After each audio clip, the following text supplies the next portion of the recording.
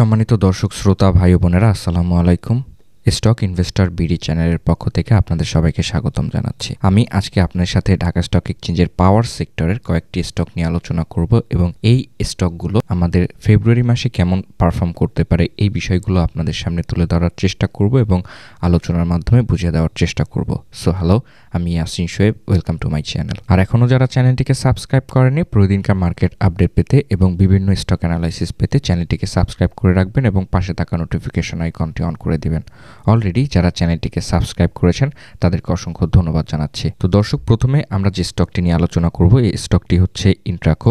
সর্বপ্রথমে আমরা যদি ইন্ট্রাকো স্টকটির সাপোর্ট এবং রেজিস্ট্যান্স লাইনটিকে একটু লক্ষ্য করি তাহলে দেখতে পাচ্ছি বর্তমানে প্রথম যে সাপোর্ট লাইনটি রয়েছে 30 টাকাতে, দ্বিতীয় যে সাপোর্ট লাইনটি রয়েছে এটি রয়েছে 32 টাকাতে। তো আমরা যদি এখন রেজিস্ট্যান্স লাইনটিকে একটু লক্ষ্য করি তাহলে দেখতে পাচ্ছি ইন্ট্রাকো স্টকটির প্রথম যে রেজিস্ট্যান্স লাইনটি রয়েছে এটি রয়েছে 44 টাকাতে, দ্বিতীয় যে রেজিস্ট্যান্স লাইনটি রয়েছে এটি রয়েছে 49 টাকাতে এবং তৃতীয় যে রেজিস্ট্যান্স লাইনটি রয়েছে এটি রয়েছে 55 টাকাতে। দর্শক, সাপোর্ট এবং রেজিস্ট্যান্স লাইনটিকে ড্র করার পরে আমরা যদি একটু ডে চার্টের দিকে একটু লক্ষ্য করি তাহলে দেখতে পাচ্ছি ইন্ট্রাকো স্টকটি বর্তমানে একটি গ্রিন ক্যান্ডেল ক্রিয়েট করে আমাদের দিনটি পার করছে এবং বর্তমানে আমাদের প্রথম যে সাপোর্ট লাইনটি রয়েছে 37 টাকার ঘরে এখানে অবস্থান করছে। বিগত সপ্তাহের শেষ কার্যদিবসে স্টকটির মার্কেট প্রাইস ছিল 40 টাকার কাছে।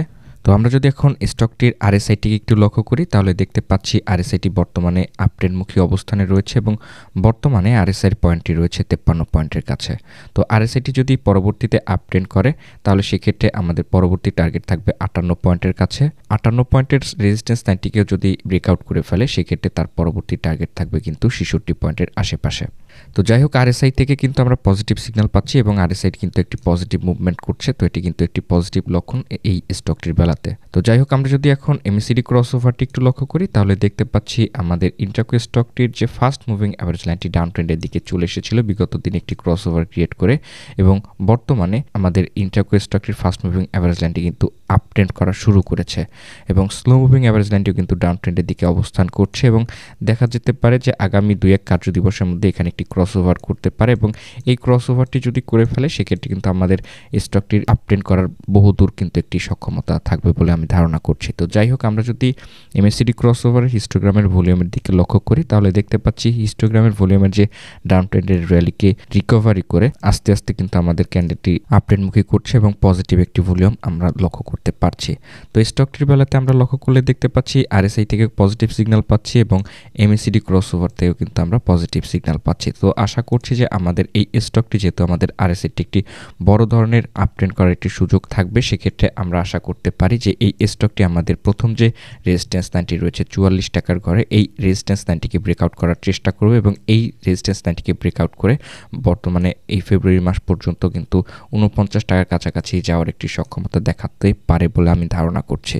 তো আগামী কার্যদিবসে আপনারা যারা এই স্টকটিতে বিনিয়োগ করবেন বলে চিন্তা ভাবনা করছেন অবশ্যই স্টকটি ভালোভাবে ওয়াচ করে তারপরে বিনিয়োগের সিদ্ধান্ত নেওয়াটাই ভালো হবে। তো আমার এই ভিডিওতে কোনো প্রকার বাই বা সেল নির্দেশ করে না। তো দর্শক, পরবর্তী যে স্টকটি নিয়ে আলোচনা করব এটি হচ্ছে ইপিজিএল, এনার্জি পাওয়ার জেনারেশন লিমিটেড। সর্বপ্রথম আমরা যদি ইপিজিএল এর সাপোর্ট এবং রেজিস্ট্যান্স লাইনটিকে একটু লক্ষ্য করি বর্তমানে এই স্টকটির সাপোর্ট লাইনটি রয়েছে 25 টাকাতে এবং দ্বিতীয় যে সাপোর্ট লাইনটি রয়েছে এটি রয়েছে 21 টাকার কাছে। তো এপিজিএল এর যদি আমরা রেজিস্ট্যান্স লাইনটি একটু লক্ষ্য করি তাহলে দেখতে পাচ্ছি আমাদের প্রথম যে রেজিস্ট্যান্স লাইনটি রয়েছে এটি রয়েছে 29 টাকার কাছে, দ্বিতীয় যে রেজিস্ট্যান্স লাইনটি রয়েছে এটি রয়েছে 33 টাকার কাছে এবং তৃতীয় যে রেজিস্ট্যান্স লাইনটি রয়েছে এটি রয়েছে 37 টাকার কাছে। তো দর্শক, সাপোর্ট এবং রেজিস্ট্যান্স লাইনটিকে দেখার পর আমরা যদি একটু ডে চার্টের দিকে লক্ষ্য করি তাহলে দেখতে পাচ্ছি আমাদের ক্যান্ডেলটি একটি গ্রিন হ্যামার ক্রিয়েট করে ফেলে রয়েছে এবং বর্তমানে 26 টাকার কাছে বিগত সপ্তাহের শেষ কার্যদিবসে কিন্তু আমাদের মার্কেটটি ক্লোজ করেছিল। বিগত দিনে কিন্তু আমরা লক্ষ্য করলে দেখতে পেরেছিলাম এই স্টকটির 25 টাকার এই যে সাপোর্ট লাইনের এখান থেকে এসে কিন্তু আবার রিকভারি করেছে। তো এটি কিন্তু একটি পজিটিভ লক্ষণ। তো স্টকটির ভলিউমের দিকে লক্ষ্য করলে দেখতে পাচ্ছি স্টকটিতে ধীরে ধীরে কিন্তু বায়াররা স্টকস বাই করছে এবং ভলিউমটি একটি গ্রিন ভলিউম ক্রিয়েট করে ফেলেছে। তো যাই হোক, আমরা যদি এখন স্টকটির আরএসআইটিকে একটু লক্ষ্য করি তো বর্তমানে লক্ষ্য করলে দেখতে পাচ্ছি আরএসআইটি 19 পয়েন্টের কাছে অবস্থান করছে এবং আরএসআইটি যেহেতু 19 পয়েন্টের কাছে অবস্থান করছে সেক্ষেত্রে কিন্তু বড় ধরনের কিন্তু আপট্রেন্ড করার একটি সুযোগ থাকবে স্টকটির বেলাতে। তো পরবর্তী যদি আমাদের স্টকটি আপট্রেন্ডে যায় সেক্ষেত্রে রেজিস্ট্যান্স লাইন থাকবে 37 পয়েন্টের কাছে এবং তার পরবর্তীতে থাকবে 57 বা 55 পয়েন্টের কাছাকাছিতে। তো যাই হোক, আরএসআইটি কিন্তু ভালো অবস্থানে রয়েছে, আপট্রেন্ডমুখী ঊর্ধ্বমুখী অবস্থানে। তো আমরা যদি এখন এমএসিডি ক্রসওভারের লক্ষ্য করি তাহলে দেখতে পাচ্ছি এমএসিডি ক্রসওভার যে এখান থেকে যে আমাদের ফ্লোর প্রাইজে ছিল সেখান থেকে সেল প্রেসারের পরবর্তীতে কিন্তু ডাউন ট্রেন্ডের দিকে চলে এসেছে ফাস্ট মুভিং অ্যাভারেজ লাইনটি। সেটি কিন্তু ধীরে ধীরে রিকভারি করে আপট্রেন্ডমুখী হওয়ার চেষ্টা করছে এবং আপট্রেন্ডমুখীর দিকে যাচ্ছে। তো স্লো মুভিং অ্যাভারেজ লাইনটিও কিন্তু ডাউন ট্রেন্ডের দিকে আমরা লক্ষ্য করলে দেখতে পাচ্ছি। তো আশা করা যায় এটি খুব শীঘ্রই এই স্টকটি ক্রসওভার করবে 3-4 কার্যদিবসের মধ্যে। তো স্টকটির যদি হিস্টোগ্রামের ভলিউমের দিকে লক্ষ্য করি তাহলে দেখতে পাচ্ছি হিস্টোগ্রামের ভলিউমের যে বিগত দিনের ডাউন ট্রেন্ডের র্যালিকে রিকভারি করে ধীরে ধীরে আপট্রেন্ডমুখী হচ্ছে এবং আমরা পজিটিভ সিগন্যাল আমরা স্টকটি থেকে পাচ্ছি।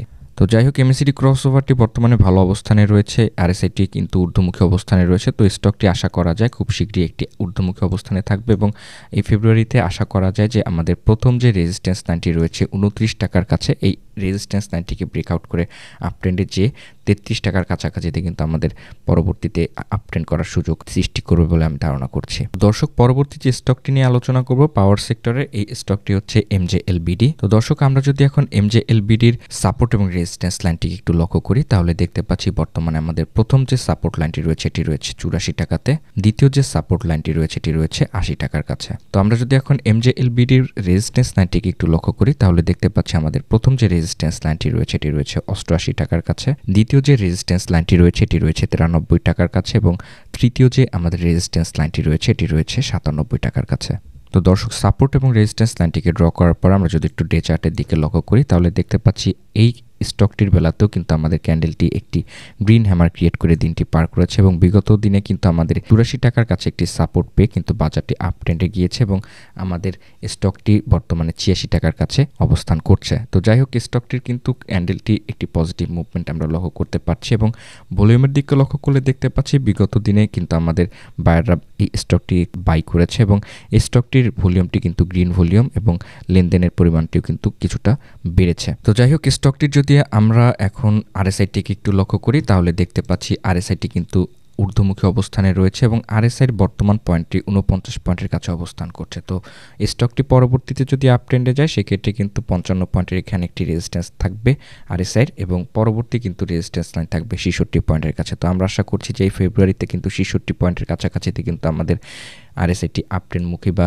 ঊর্ধ্বমুখী দেখতে পারি এই স্টকটির। এমএসিডি ক্রসওভারটি একটু লক্ষ্য করি তাহলে দেখতে পাচ্ছি বিগত দিনে এমএসিডি ক্রসওভারের এখানে একটি ক্রসওভার ক্রিয়েট করে ফেলেছিল এবং এমএসিডি ক্রসওভার ক্রিয়েট করে ডাউন ট্রেন্ডের দিকে চলে এসেছিল ফাস্ট মুভিং অ্যাভারেজ লাইনটি। তো এখান থেকে কিন্তু আবার রিকভারি করে আপট্রেন্ড করা শুরু করেছে। তো এটি কিন্তু একটি পজিটিভ লক্ষণ এবং স্লো মুভিং অ্যাভারেজ লাইনটিকে লক্ষ্য করলে দেখতে পাচ্ছি ডাউন ট্রেন্ডের দিকে যাচ্ছে। তো আশা করা যায় 2-3 কার্যদিবসের মধ্যেই কিন্তু এখানে একটি ক্রসওভার ক্রিয়েট করে আমাদের ফাস্ট মুভিং অ্যাভারেজ লাইনটি কিন্তু আপট্রেন্ডমুখী হবে। আমরা যদি এখন এমএসিডি ক্রসওভার হিস্টোগ্রামের ভলিউমের দিকে লক্ষ্য করি তাহলে দেখতে পাচ্ছি বিগত দিনের ডাউন ট্রেন্ডের র্যালিকে রিকভারি করে একটি গ্রিন পজিটিভ ভলিউম আমরা লক্ষ্য করতে পেরেছি এমএসিডি ক্রসওভারের। সেক্ষেত্রে কিন্তু আমরা এমএসিডি ক্রসওভার থেকে স্টকটির বেলাতে কিছুটা পজিটিভ সিগন্যাল পাচ্ছি। তো আমরা যদি এখন আরএসআইটিকে দেখি তাহলে আরএসআইটিও ভালো একটি অবস্থানে রয়েছে এবং অনেক দূর পর্যন্ত আপট্রেন্ড করার একটি সক্ষমতা রয়েছে।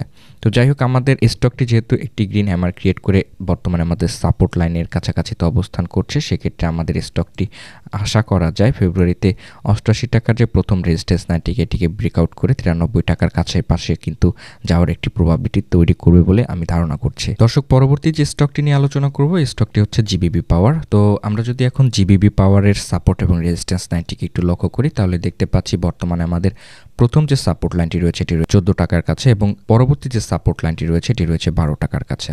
তো আমরা যদি এখন জিবিবি পাওয়ারের রেজিস্ট্যান্স লাইনটিকে একটু লক্ষ্য করি তাহলে দেখতে পাচ্ছি আমাদের প্রথম যে রেজিস্ট্যান্স লাইনটি রয়েছে এটি রয়েছে 16 টাকার কাছে, দ্বিতীয় যে রেজিস্ট্যান্স লাইনটি রয়েছে এটি রয়েছে 19 টাকার কাছে এবং তৃতীয় যে আমাদের রেজিস্ট্যান্স লাইনটি রয়েছে এটি রয়েছে 21 টাকার কাছে।